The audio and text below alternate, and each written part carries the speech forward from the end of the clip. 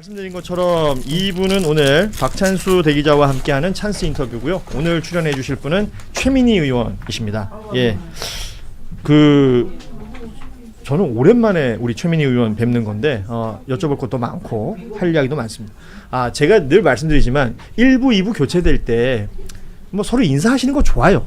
그래도 방송이 진행 중이니까 좀 들어와서 이야기를 좀 나눠주시면 어떨까 생각해요. 어서 오십시오. 예. 오랜만에. 아니 계속해요? 나가고 우리 둘이 하는 거 아니고? 반가워요. 내가 나갔으면 좋겠어요. 아니, 그냥 저는 우리 박찬수 대기자랑 둘이 하는 거. 두 분 그래요. 그러면 제가 잠시 가만히 있겠습니다. 아니, 사시죠. 예. 자, 말씀드린 대로 함께해 주실 두 분 나오셨습니다. 찬수 인터뷰에 박찬수 한겨레 대기자 나오셨습니다. 예, 안녕하세요. 반갑습니다. 그리고 제가 예전에 방송할 때는 우리 민희 하고 싶은 거 다 해 이 얘기 진짜 많이 했었는데 예, 최민희 의원 함께합니다. 어서 오십시오. 예, 안녕하세요. 반갑습니다. 예. 자, 이렇게 바쁘신데 또 시간 내주셔서 고맙고요. 오늘 뭐 여러 이야기들이 있습니다만 일부 말미에도 강선우 의원, 그러니까 여가부 장관 후보자 자진 사퇴 이후에 이야기를 짧게 나눴었는데 그 이야기를 좀 시작을 해야 될 것 같아요. 예, 그렇죠. 예.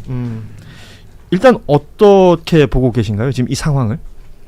일단 빨리 이 화두가 없어졌으면 좋겠고요. 그 강선우 의원께는 뭐 사람이 살다 보면 예기치 못한 일이 생기잖아요. 사실 강선우 의원도 여가부 장관 후보로 지명될지 모르고 100% 완벽하게 살아오진 않았겠죠. 예. 예, 그런데 제가 8년 동안 밖에서 풍찬노숙했잖아요. 예. 그리고 강선우 의원 되게 섭섭할 거예요. 왜냐하면 저도 8년 동안 밖에 있는데 의원들이 아무도 안 도와주고 그냥 내버려 뒀거든요. 그래서 혼자 막 방송도 나가고 이러면서 8년을 겪으면서 진짜 존버 에버 열라 버티고 뭐 이렇게 살았는데 어쩌면 강선우 의원도 지금부터 새로운 정치인의 길이 시작될 것 같아요. 그리고 제가 살아보니까 인생사 새옹지마 입디다. 그래서 지금부터 다시 시작이다. 그 시간을 또 어떻게 잘 보내느냐. 네, 그거에 따라 달라질 이진숙 그 교육부 장관 후보자 지명 철회를 했을 때까지만 해도 이재명 대통령이 강 후보자는 그대로 가겠구나 하는 그런 관측이 많았었는데요. 이게 갑자기 이렇게 자진사퇴 쪽으로 기류가 바뀐 건 어떻게 민주당의 좀 분위기가 바뀌었기 때문에 그렇다고 봐도 될까요? 그러니까 민주당 의원들은 이런저런 걱정을 하지만 우선 대통령의 인사권을 존중한다는 입장이었고 그리고 강선우 의원에게 제기된 문제가 사실이 아니기를 바라지 민주당 의원 누가 그걸 사실이길 바라겠어요. 그럼 비정상이지. 그렇게 한편으론 조마조마하고 대통령께서 24일을 송부 날짜로 지정하셨기 때문에 그때가 빨리 넘어가길 바라고 있었을 거예요. 그런데 오히려 이 파문이 밖에서 커진 거예요. 뭐 예를 들어 원로들께서 뭐 대통령을 뵙고 이건 곤란하지 않냐 이렇게 말씀하시고 또 전통적인 개혁 진보적인 시민단체들이 반대 입장을 밝혔잖아요. 그런 것을 본인이 종합적으로 고려해서 대통령의 부담을 덜어주고 싶어서 결단한 게 아닌가 싶습니다. 자, 우리 최민희 의원 모시면 그 최민희 의원은 여러 그 수식어들이 있는데 최근에는 그냥 방송 3법이 수식어가 된 것 같습니다. 과방위원장으로서의 존재감이 워낙 또 강하시고 지난 7월 7일에 과방위 전체 회의를 이 방송 3법이 통과를 했습니다. 이제 절차로 보자면 법사위 남았고 본회의 남고 이렇게 되는 건가요? 법사위, 그러니까 제가 과방위에서 통과된다는 건 사실상 당에서 컨센서스가 다 이루어졌다 이렇게 보시면 되고요. 과방위원장이라고 혼자 그 법안을 마음대로 일정 정하고 이런 거 아니에요. 당의 전체적인 방침과 같이 가는 거라 일단 과방위 상임위를 통과하면 그 법은 통과되는 거다 이렇게 보시면 되고요. 그리고 8월 5일이 이제 임시국회 7월 임시국회 마지막 날인데 예기치 못한 변수가 생겼습니다. 필리버스터. 그래서 필리버스터를 하게 되면 8월 4일 날 법안이 다 상정되잖아요. 본회의에 그러니까 법사위 통과해서 그러면 이제 한법 먼저 통과시키고 그럼 필리버스터 하고 24시간 후에 종결시키고 그래서 통과시킨 다음 법을 올리고 그러면 그 8월 5일 자정에 임시국회가 종료돼요. 그러면 8월 6일 날 또 8월 임시국회가 시작됩니다. 그러면 그 다음에 처음으로 열리는 본회의에서 또다시 또 다음 법이 통과되고 그리고 그 다음 법이 또 통과되고 이렇게 될 겁니다. 그러니까 말씀하신 대로라면 3법이니까 예. 세계법이 하나씩. 네. 그 관련해 갖고 얼마 전에 그 이재명 대통령이 민주당 그 상임위원장하고 간사들하고 만났을 때 특별히 이제 최 위원장님한테 방송상법이 내뜻 것 같다. 그걸 꼭 알려달라고 이렇게 말씀하신 보도를 봤거든요. 그때 대통령이 그런 왜 무슨 의미로 이제 그런 얘기를 하신 건지 좀 자세히 그때 상황을 좀 설명해 주시죠. 그게 대통령의 첫 워딩이 예. 최민희 의원이 왜 이렇게 곤란한 상황이 됐냐 예. 이렇게 물어보신 거예요. 그러니까 예. 그 당시에 방송 3법을 과방위에서 통과시키고 나서 그 이상호 기자가 하는 유튜브가 있습니다. 예. 그 유튜브가 시원이었더라고요. 그렇죠. 그러니까 제가 대통령 뜻을 거역하고 방송 3법을 통과시켰다. 그래서 대통령께서는 뭐 미디어판 전체를 뭐 이렇게 미디어부도 만들고 막 이러면서 뭐 어떤 큰 구상이 있으신데 제가 과속했다. 뜻을 거슬렀다. 이런 보도를 한 번 한 게 아니고 몇 번을 했더라고요. 근데 저는 평론하는 입장에선 그런 방송을 하실지 모르나 저는 사실 방송 3법의 내용이 복잡해요. 예, 그러니까 그걸 모두에게 설득해야 되는 거예요. 설명을. 이제 여당이 돼서 통과될 가능성이 높아지니까 우선은 당내 원내 지도부에게 일일이 보고하고 요건 요렇고 저건 저렇다고 설득해야 돼요. 그 전에 과방위에서 대안을 만들어야 되고 너무 바빠서 그런 방송을 한지도 몰랐어요. 저는. 당시에는. 네. 그런데 대통령께서 알고 계셨던 거죠. 제가 욕먹고 있는 것을.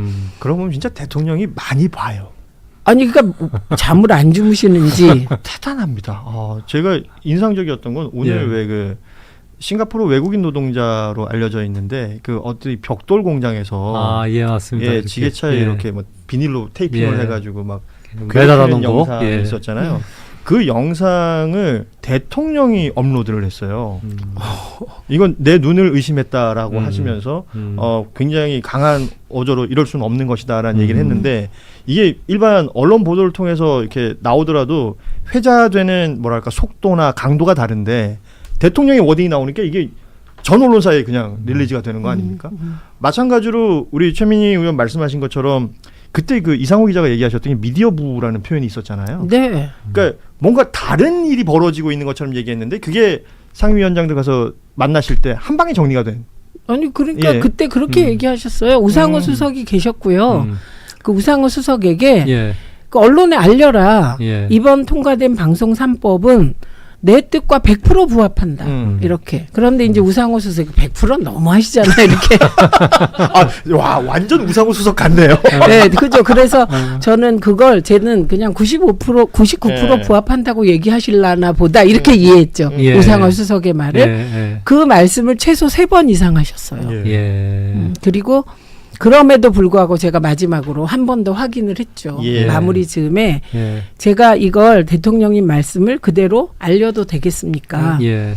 그랬더니 알리세요. 그러시더라고요. 그러니까 김병기 대표가 옆에 그러니까 대통령님 앉으시고 김병기 대표 그리고 저 이렇게 앉았거든요. 김병기 대표가 알리세요. 직접 그러더라고요. 그래서 용기를 내서 제가 SBS 일보, KBS 일보 나온 다음에 이제 알리기 시작한 겁니다. 그렇게 교통정리가 되어버린 거네요. 근데 그 정도가 아니었어요. 대통령께서 그 다음날 또 그 대통령실 지하에 카페가 있어요. 그 카페에서 기자들하고 티타임을 하셨어요. 그 자리에서 또 얘기를 하셨더라고요. 얘기하고. 근데 거긴 아주 자세하게. 그러니까 제가 원래는 이 법이 6월 12일 날 통과될 예정이었어요. 박찬대 대표가 통과시키겠다고. 그런데 그래갖고 거기에 맞춰서 저희가 대선 기간 중에도 과방위 정책회의를 했거든요. 그런데 그때 그 핵심 쟁점이 뭐가 생겼냐면 과방위에서는 보도국장 임명 동의제를 보도 기능이 있는 일정 규모 이상의 모든 민영 방송까지 다 포함하는 안을 넣었었어요. 근데 그거를 구 원내 지도부가 보고 이건 너무 전선이 확대되지 않냐. 그러니까 좀 더 논의를 하자. 이렇게 돼서 중단된 거예요. 그때.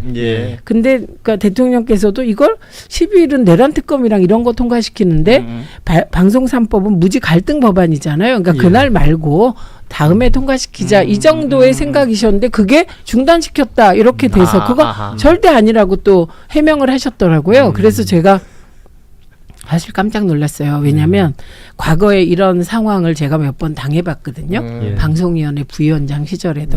이런 일이 생겼을 때 그냥 과거의 대통령님들은 그냥 개인적으로 만나서 위로하고 그 문재인 대통령님 같으면 아마 이러셨을 거예요. 제 의원 수고 많았어요. 이러고 넘어가셨을 거거든요. 그냥 법이 통과되면 되는 거 아니냐. 근데 이재명 대통령께서는 정말 적극적으로 그렇죠. 해주시니까 어떻게 이런 분이 계시지? 이런 생각을 하게 된 것 같아요. 다른 말이 나올 여지를 막아버리는 거기도 하니까 이건 뭐 굉장히 저는 깔끔한 정리가 됐다. 대통령께서 그렇게 해주셔서 저는 이제 위기에서 탈출했고 이상호 기자도 관련 동영상을 다 내렸죠. 그러니까 나는 그게 좋은 것 같아요. 대통령도 사실은 몇 달이 건너서 기자들한테 전파될 수 있는데 기자들 직접 보고 얘기해버린 거니까 이건 뭐 중간에 다른 얘기가 섞일 가능성이 없는 거잖아요. 대통령님 특징 중에 하나가 뭐가 있냐면 보고를 정확하게 하는 걸 매우 중요하게 생각하셔요. 그래서 보고를 누락한다거나 이런 거는 정말 싫어하시더라고요. 그리고 이거 진짜 혹시 대통령님께 보고하실 분들은 정확하게 알아야 돼요. 정말 구체적인 디테일에 대해서 더 고민을 하고 나오시기 때문에 그냥 넘어가지 못해요. 물론 이건 노무현 대통령도 그러셨고 문재인 대통령도 그러셨지만 이재명 대통령은 더 디테일하신 것 같아요. 그 밑에서 일하시는 분들은 정말 고생할 거예요. 애쓰십니다 모두들. 그러니까 어쨌든 그 여권에서 그 방송 3법 속도 조절론이 있다라는 보도가 많았는데 그건 전혀 사실이 아닌 거네요. 그러니까 그거 오해된 거라고 생각해요. 지금 이 순간에도 어떤 보도가 있었냐면 그 임시국회 내에 방송 3법 통과되기 어렵다 이런 보도들이 있었죠. 나와요. 근데 그것도 그 내용상으로 얘기하면 국힘이 필리버스터에 들어가게 되면 다 통과되지 못하고 하나 통과되는 그렇죠. 거잖아요. 아까 말씀하신 것처럼. 그러니까 이 상황은 마치 그 똑같은 흐름이에요. 이 법이 통과되기 어렵지 않아? 이런 시각을 가진 기자들이 그런 기사를 강조해서 쓰시는데요. 그러시면 안 되고 제가 그동안엔 바빠가지고 언론중재위에 못 보냈는데 그런 보도들을 제가 지금 이제 좀 정리가 돼가지고 시간이 많습니다. 그래서 다 언론중재위 보내겠습니다. 제가 언론중재위 보니까 제가 1위 했더라고요. 그 언론중재 소송 넣은 게. 경험해 보신 분들은 압니다. 제가 끝까지 가죠. 다 보냅니다. 그런데 제가 국민소통위원장이라 더 했고요. 그런데 이 방송 3법은 정말 그 대통령께서 공영방송 사장을 임명해 오던 관행, 임명을 형식적으로 만들겠다는 거거든요. 개입하지 않겠다, 방송 장악하지 않겠다는 정말 이건 역사적 결단인데 이게 대통령이 그럴 리가 없다는 등. 야권에서 그 얘기를 했던 거 아닙니까? 정권을 잡았는데 그럴 리가 없다. 박정훈 의원이 과방위에서 마이크 잡고 최민희하고 김현희 과속하는 거 아니냐는 요지로 얘기했고 대통령은 동의하실 리가 없다 이러다가 갑자기 동의하신다 이게 기정사실화되니까 말을 바꿨죠. 방송장악법이고 민주노총법이라고. 그러니까 민주노총 개입 못해요. 비슷한 패턴으로 늘 주장을 해왔던 얘기들이기도 한데 결국 말씀하신 것처럼 이 방송 3법이라는 것이 방송법 그리고 방문진법 그리고 교육방송공사법 이렇게 세 가지. 그러니까 공영방송의 지배구조에 있어서 어떤 정치 권력의 하나의 힘으로 휘둘리지 않게끔 하겠다. 다양화시키겠다. 이게 기본적인 취지입니다. 그래서 뭐 공영방송 사장 선임할 때 지금 이게 사장 추천위라고 합니까? 100명. 이게 좀 복잡하지만 제가 짧게 설명해 볼게요. KBS 사장은 누가 뽑을까요? KBS 이사회에서 뽑아요. 그럼 KBS 이사회는 누가 구성할까요? 그동안은 국회가 암암리에 여야가 그냥 11명인데 현재 이사가 임명했어요. 그리고 그 사람들이 사장을 뽑아요. 대통령은 사장과 이사를 임명해요. 그러니까 이건 무슨 얘기냐면 대통령이 다 하실 수 있다는 얘기예요. 그런데 그 국회가 음성적으로 여야가 나누어서 여당은 7명, 야당은 4명 이렇게 음성적으로. 그러니까 몇 대 몇 이걸 그 법이 정해진 게 아니고 아닌데 관행적으로 그렇게 한 거예요. 그래서 7대4 되면 여당 마음대로 사장 뽑으면 당연히 대통령께서 원하시는 사람이 되겠죠. 뭐 이런 구조예요. 그런데 이것을 이사를 국회는 그 과반 이하로 국회에서 떨어뜨리고. 이사를 추천을 해요. 근데 그걸 40%로 묶었어요. 그리고 나머지를 뭐 시청자위원회, 법조계, 학계, 그래 그 내부 종사자 이렇게 추천하게 돼요. 그러니까 시민단체가 추천한다. 이건 애초에 우리가 넣지를 않았어요. 대표성에. 보도는 그렇게 많이 나왔던데 그거는 그것도 의도적 오보라고 봐요. 아니면 기자들이 게을르거나. 제가 그것까지 찾아서 지금 언론중재 소송을 할까 잠시 지금 생각이 미치는데요. 그럴까? 그러려면 너무 많을까요? 지금 우리 비서관이 걱정이 그냥 얼굴이. 아이고 다크서클이 많이 내려오시는데 뭐 움찔하는 기자들도 있을 수 있을 것 같은데. 네, 그런 거고. 예. 그런데 이렇게 하게 되면 예. 그 요 이사회 구성 자체에서 정치권 추천목이 줄어들잖아요. 예, 그렇죠. 그러니까 예. 좌지우지 못하고 보세요. 예. 지금 KBS의 경우 15명인데 예. 민주당이 추천할 수 있는 숫자가 맥시멈 4명이에요. 맥시멈. 4명. 그럼 40%로 줄였으니까 그렇게 되는 거군요. 그렇죠. 국회 몫이 예, 그리고 여당이 야당도 4, 있으니까. 야당이 2 이렇게 음. 되는 거예요. 4명이 어떻게 전체를 주무릅니까? 불가능하고 음. 이걸로도 부족하다. 음. 그래서 사장 추천위원회를 의무적으로 두게 했어요. 그래서 100명 이상을 예, 반드시 참여시킨 사장 추천위원회가 민주적 방식. 그러니까 후보들이 다 나 이렇게 할 거야. 그 레포트를 하면 예. 토론을 통해서 점수 매기게 돼 있어요. 이거 진짜 지금도 누가 여기서 제가 말씀드립니다만 지금도 내가 누구를 할 거야 이러면서 움직이시는 분들 깨몽하세요. 시민들 우습게 보시면 안 돼요. 그러니까 지금 저 왜 조그만 파우치 사장님이시잖아요. 네. 거기가. 예. 그 조그만 파우치 같은 일로 사장이 될 수 있는 구조를 아예 만들지 않겠다는 거 아닙니까? 그러니까 그 조그만 파우치 사장도 이제 KBS 이사회가 구성됐어요. 예. 그러면 여기서 우리가 사장을 바꿀 거야. 그러면 이제 이사회에서 그 파우치 사장도 응모할 수 있어요.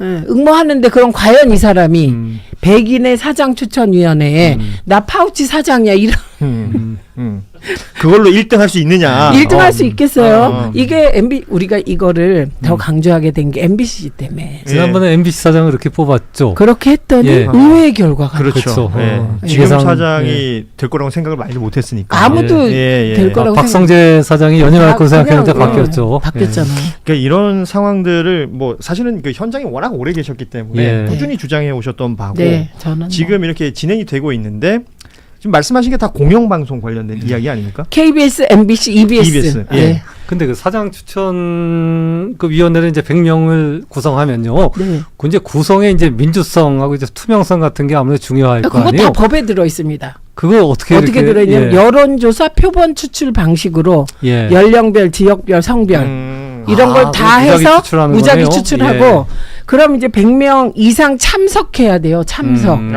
반드시. 네. 그럼 저희도 거기 들어갈 수 있다는 얘기네요. 예, 그 뽑히면 들어가는 뽑히면 건데 들어가는 굉장히 거죠. 어렵겠네. 네, 어려워요. 예. 이건 그러면 이제 이걸 또 여론조사 기관하고 짬짬이 예. 한다. 그런 건 예. 불법이고 그럼 범죄니까요. 일반적으로 그 배심원제 재판할 때 배심원 네. 뽑듯이 그런 어떤 구조가 그런 거죠. 생각될까요? 예. 연령의 대표성, 뭐 예. 지역의 대표성 네. 이런 거 다 네. 생각해서 예.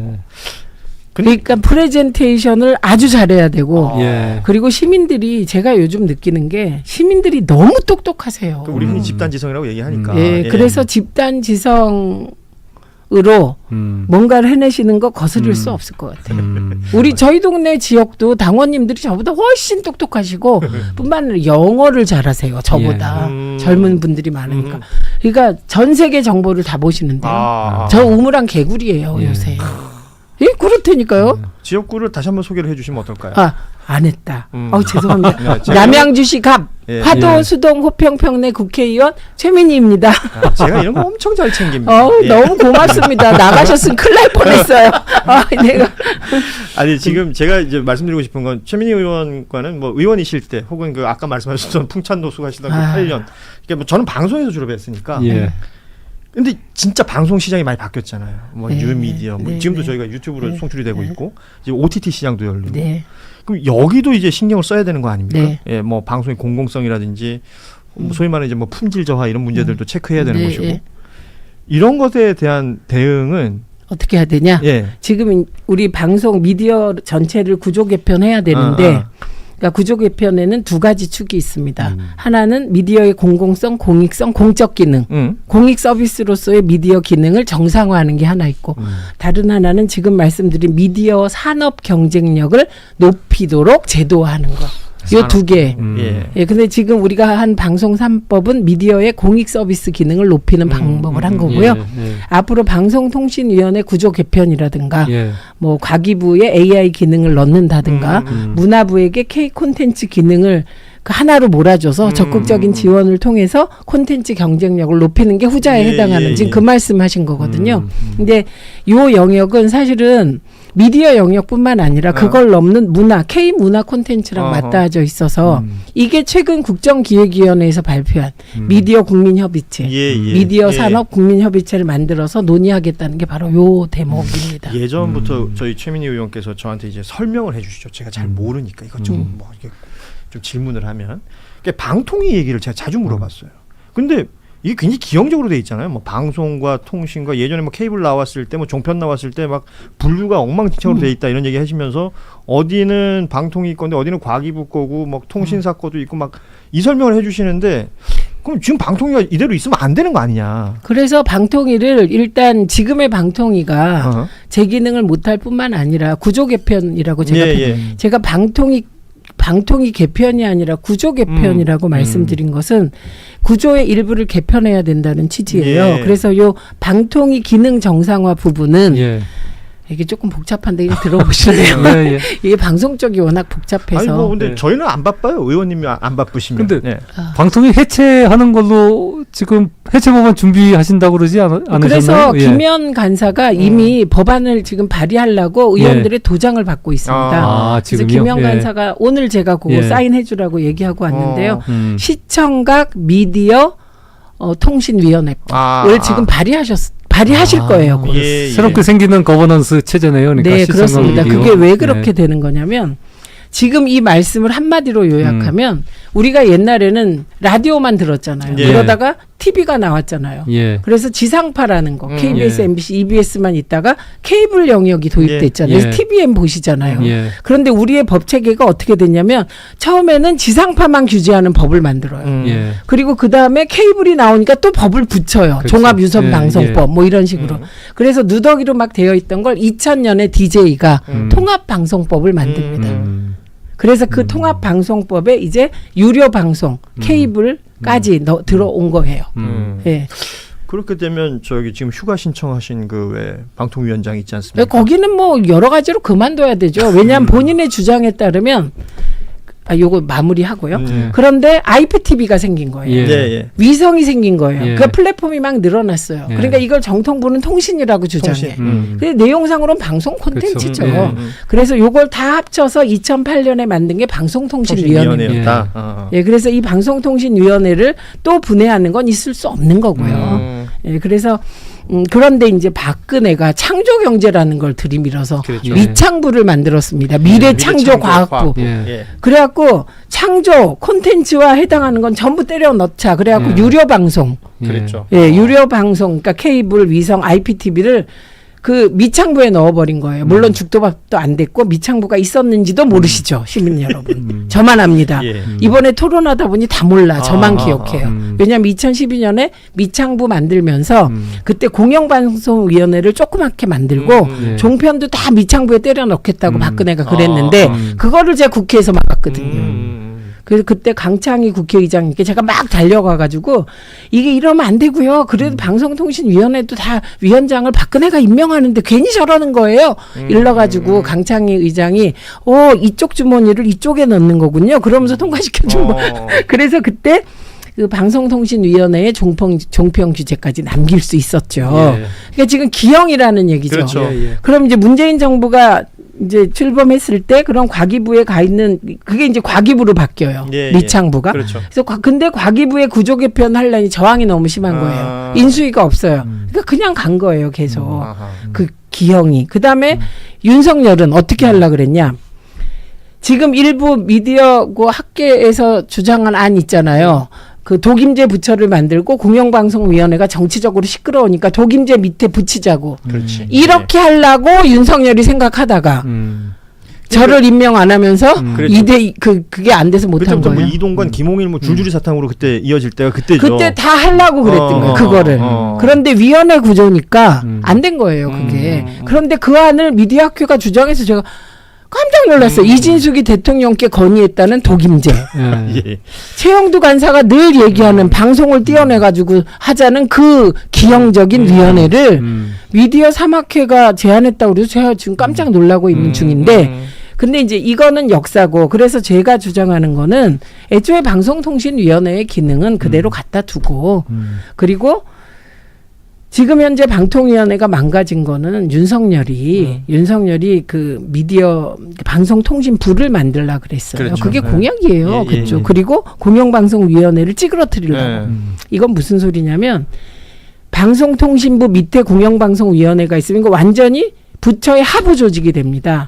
그리고 종편 이런 건 다 부소속이고 KBS, MBC, EBS만 공영방송위원회에 두겠다는 거예요. 이건 무슨 소리냐? 공영방송의 의제 기능을 축소시키겠다. 그렇죠. 예. 그래갖고 자본이 주도하는 시장을 만들겠다는 거예요. 우리나라가 지금 이래서 되겠습니까? 거칠게 말하면 진짜 국정 홍보처 큰 거 만드는 것 같은 거예요. 맞습니다. 자기들 홍보 활동에만 그래서 종편은 우리 예. 편이다. 예. SBS 민영은 우리 편이다. 그런데 KBS와 MBC는 저기는 노조가 있어서 민주노총이 지배한다. 이런 왜곡된 시각으로 만든 거고요. 그래서 저희는 정상화시키겠다는 거죠. 김현 의원 법안 보니까 그렇게 되어 있더라고요. 가기부에 있는 유료 방송, IPTV, 위성 뭐 그 규제는 방통위로 가져오고 그리고 방통위를 시청각 미디어 통신위원회로 해서 이제 좀 정상화 시켜보자 이런. 근데 근데 이게 우리 저기 김소희 비서관 알아듣겠어요? 아니 이거는 제가 봤을 때 라이브로 실시간 알아듣는 분들은 많지 않다 하더라도. 여러분이 관련해서 어떤 이슈가 나왔는데 이게 뭔 얘기야 하고 나중에 찾아보시려면 뉴스다이브 찾아보시면 돼요. 이건 제가 진짜 저로선 최대한 빠르게 쉽게 설명을 했는데 저도 궁금한 거 하나 여쭤볼게요. 예, 복잡하긴 한데 어쨌든 죄송합니다. 이명박 정부 때 그래갖고 그런 체제에서 이제 종편을 4개를 네. 이게 뭐 보수 언론에만 허가해 줬단 말입니다. 그래서 약간 미디어 시장이 좀 왜곡된 거 아닙니까? 네. 이것도 좀 바로잡아야 되는 거 아니냐라는 의견들이 많은데 이런 부분들은 그럼 어떻게 해야 됩니까? 허가제를 뭐 신고제로 바꿔갖고 이렇게 열어야 되는 건가요? 그것은 이것도 또 복잡한 얘기긴 한데 그 종편 4개는 사실 무리한 거였어요. 그 미디어 악법 이랬었잖아요. 그 단지 절차적 악법 그런 게 아니라 이 자체가 시장을 교란시켜요. 왜 그러냐면 요거 이제 제가 방송위원회 부위원장 할 때 과연 우리가 지금 KBS, MBC, SBS 요 체제 소위 보도를 하면서 종합 편성 기능을 하는 그 방송사를 몇 개를 더 할 수 있을까? 그거를 따져보니까 2개를 더 하면 돼요. 2개. 그러면 공영 포션이 50% 그리고 나머지가 50% 정도 되겠더라고요. 그래서 2개를 하면 적당하다. 그래서 이호성 부위원장, 저 직전 부위원장이 2개를 해주려고 그랬어요. 종편을. 그런데 그때는 KBS, MBC가 너무 반대가 심했어요. 심했죠.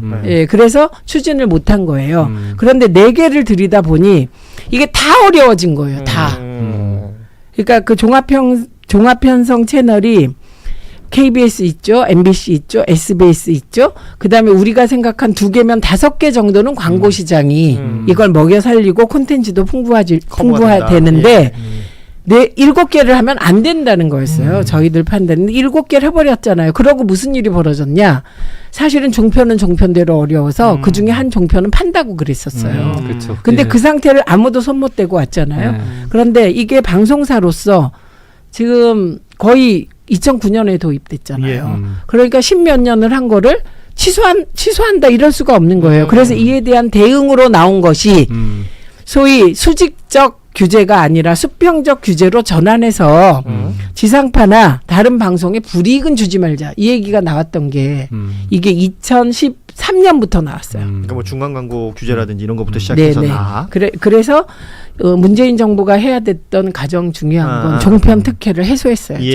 근데 못했어요. 못했고 겨우 그 머스트 캐리 정도를 집권 3년 차인가 했는데 그때는 이미 뭐 시간이 늦었죠. 판 자체가 고 3년. 그러니까 2017년부터 2019년 사이가 말씀하셨듯이 시정할 수 있는 기회였어요. 그때 수평적 규제 체제를 도입했어야 돼요. 그래서 지상파는 빨리 중간 광고를 넣어주든지 아니면 종편의 중간 광고를 빼주든지. 밸런스를 맞추는 게 중요했을 그렇죠. 텐데. 빼는 건 어려우니까 넣어줘야 되겠죠. 근데 무슨 이유에서든지 하다 시기를 놓쳤고 지금 이런 상황이 됐는데 그래서 저희가 그거를 감안해서 안을 하나 또 제안했어요. 당시 청와대에 제가 정책기획위원회에 있었기 때문에 그때 보고서에 보면은 종편 진입 규제를 낮추자. 그게 2,000억이잖아요. 자본금이. 그것도 지금은 기술이 막 개발됐고 그 카메라도 싸졌잖아요. 그래서 그거를 100억이나 500억 정도로 낮추자. 그래서 다양화시키자. 이런 안을 제안한 적이 있습니다. 근데 요것은 아까 제가 말씀드렸듯이 지금 단계는 두 가지 목표 중에 하나, 공익 서비스 기능을 정상화하는 것을 지금 저희가 처리하고 있는 거예요. 근데 그것도 다 처리하려고 하나하나 나아가고 있다. 이 말씀드립니다. 지금 말씀하신 게 이제 새 정부에서는 직접 정책으로 이제 추진이 되는 건가요? 앞으로? 그런데 예. 이런 맥락을 다 이해해야 되겠죠, 일단. 예. 이해시켜야 되겠죠. 야, 그 시간이 제법 걸릴 것 같다는 생각도 들고 이게 이해가 안 되면 네. 계속해서 이제 정치적으로 해석하는 경우들이 많잖아요. 이거 누가 먹으려고 그런다. 아니면 저쪽이 유리하니까 이렇게 가려고 그런다. 뭐 장악하려고 그런다. 이런 식으로만 논쟁이 계속 비화되고 말씀하신 공익성이라든지 공공성 혹은 산업의 영역에서의 어떤 가치 네, 이런 네. 것들은 오히려 뒤로 밀리는 것 같단 말이죠. 그러니까 이게 쉬운 일이 아니죠. 왜냐하면 예. 그러면 2017년에 문재인 정부는 왜 지금 이 과제를 해결하지 못했냐. 왜 방송 3법을 그때 못했냐. 저는 그게 인선이었다고 봅니다. 사람으로. 왜냐하면 당시 홍보수석 역할을 하던 분이 예. 그러니까 사실 그때 누군가가 이걸 잘 아는 사람이 들어가서 팍팍팍 밀어붙여야 되는데 예, 그럴 인사 배치가 안 된 게 원인이고 근데 이제 지금은 워낙 민주당이 이 법안을 그 정청래 위원장이 과방위원장일 때 통과시켰다가 또 거부권 행사되고 그다음에 저희 22대 때 또 했다가 두 번이나 거부권 행사됐잖아요. 그러니까 컨센서스가 되어 있는. 예, 그래서 그냥 쭉 밀고 갈 수 있는 상태이고요. 장시간 학습이 된 효과가 있겠네요. 그렇죠. 이건 효과가 그 예. 거부권에 의해서 더 학습이 됐고요. 그리고 제가 말씀드린 이제 수평적 규제 체제로 가는 부분, 이건 이제 규제니까 논의를 해야 되고요. 그다음에 지원책, 지능책, 이게 종편을 그냥 자유롭게 진입하게 해주자. 이랬을 때 긍정적인 면과 부정적인 면이 있죠. 그래서 이건 토론이 세게 붙을 거예요. 예를 들면 추가 종편을 승인한다. 뭐 이거는 돌파될지 모르나 규제를 낮춰서 등록제로 한다. 이 부분은 아마 굉장히 논의가 세게 붙을 것이다. 그러나 논의는 할 것 같아요. 예.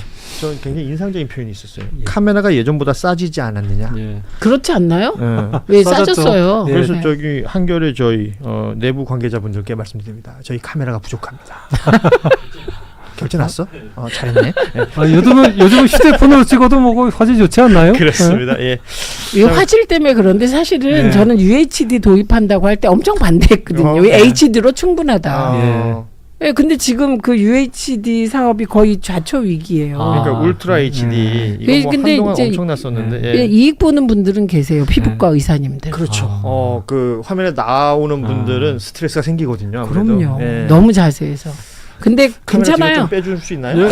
근데 도입 프로테이지가 얼마 안 돼요. UHD가. 그리고 사실 뭐 서비스를 그렇다고 하더라도 수상기가 커버가 안 되는 경우들도 있고. 네, 맞습니다. 중간에 빈 부분이 많아요. 이것도 하나 좀 여쭤보겠습니다. 언론에서 관심 많은 거니까. 네. YTN 국정조사에 굉장히 적극적이신데 진심이시죠. 이게 언제 그럼 어떤 점에 초점을 맞춰갖고 국정조사 해야 된다고 보십니까? 진짜 표현을 너무 잘하셨어요. 진심이에요.